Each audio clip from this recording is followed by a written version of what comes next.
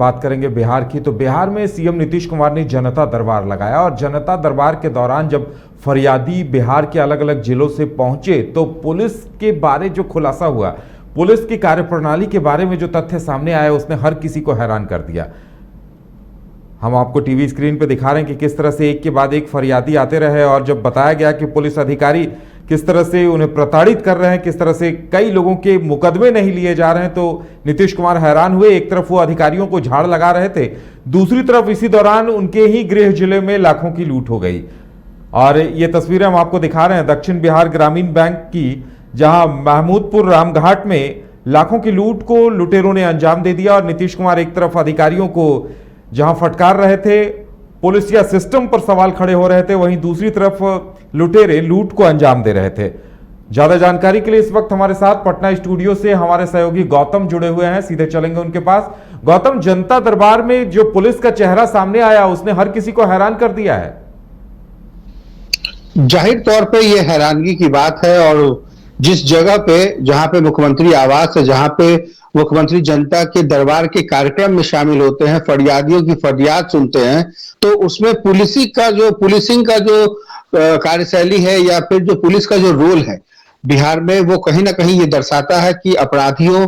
के लिहाज से जो पुलिस है वो कहीं ना कहीं सुस्त होती दिखाई पड़ रही है। हालांकि पिछले एक साल में जो डीजीपी जब बदले गए थे तो वो तमाम अपने पुलिस प्रशासन को ये कह रहे थे एक टॉनिक के रूप में कि बिहार में अपराधी के साथ और अपराधियों के खिलाफ जो लड़ाई है वो उसमें तेजी लानी होगी। बात चाहे थाने की हो या फिर सीधे अगर हम कहें कि राजधानी पटना के सरदार पटेल भवन में जहां से सब कुछ गृह विभाग की तरफ से तय होता है, तो ये सुस्ती पूरे बिहार के लिए चिंता का विषय है। और एक ही दिन में न सिर्फ मुख्यमंत्री के गृह जिले नालंदा में बड़ी लूट की घटना को अंजाम दिया जाता है, बल्कि राजधानी पटना में सुबह से लेकर शाम तक में 3 बड़ी लूट की घटना को अंजाम दिया जाता है। तो ऐसे में कह सकते हैं कुरियर कंपनी राजीव नगर थाना क्षेत्र में बड़ी लूट, कहीं ना कहीं नालंदा में इतनी बड़ी लूट बैंक से, और मुख्यमंत्री के जनता दरबार कार्यक्रम में तमाम काफिला, तमाम मंत्री, तमाम जो प्रशासनिक स्तर के जो लोग हैं वो मौजूद होते हैं, डीजीपी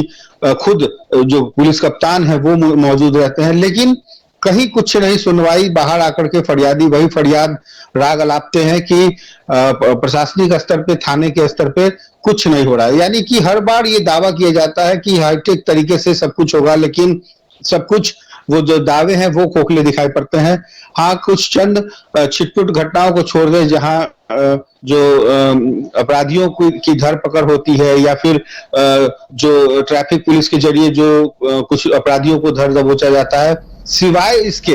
कोई बड़े पैमाने पर या एसटीएफ के गठन के बाद या इस तरीके की एक गिरोह को किस तरीके से पकड़ा जाए, वहां पे पुलिस का जो तंत्र है वो कहीं ना कहीं असफल साबित होता जा रहा है। और इसके पीछे कहीं ना कहीं बिहार के अंदर जो चल रही राजनीति है उसका भी जो प्रभाव है वो दिखाई देता है, क्योंकि स्वाभाविक है, देखिए अगर आप पूरब की तरफ जाएंगे तो पश्चिम उतना ही छूटेगा। तो स्वाभाविक है कि गृह मंत्रालय इस वक्त मुख्यमंत्री नीतीश कुमार के पास में है, बावजूद इसके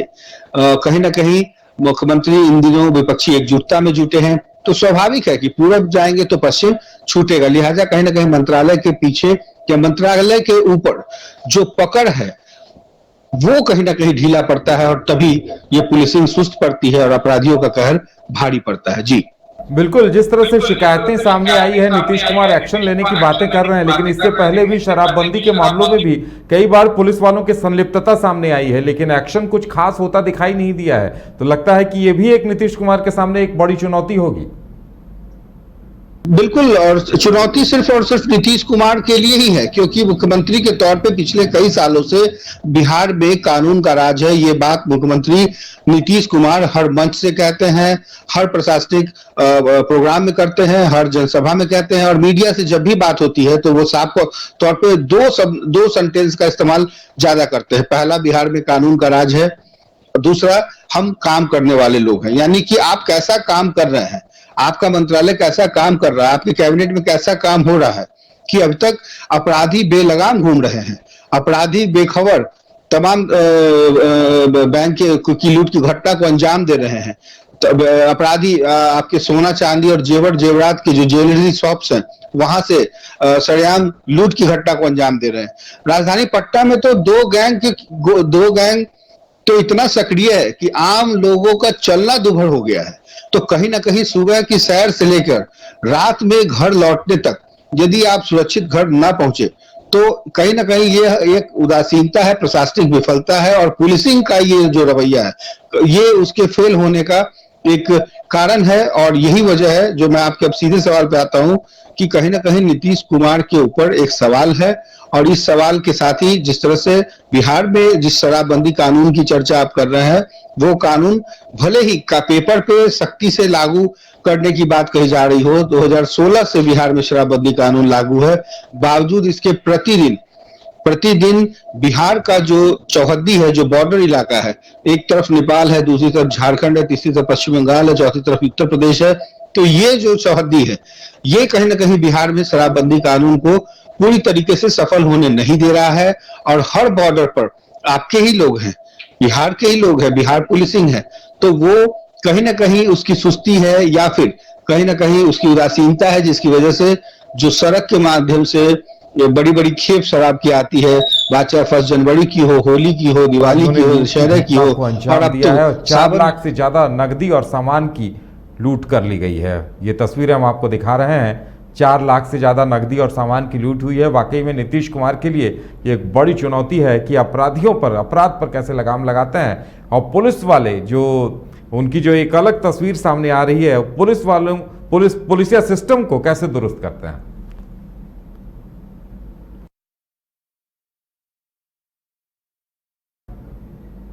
तो गौतम, जिस तरह से मुश्किलें सामने आ रही हैं, जिस तरह की घटनाएं सामने आ रही हैं, जिस तरह से अपराध बढ़े हैं, वाकई में इन्हें नियंत्रित करना एक बड़ी चुनौती है।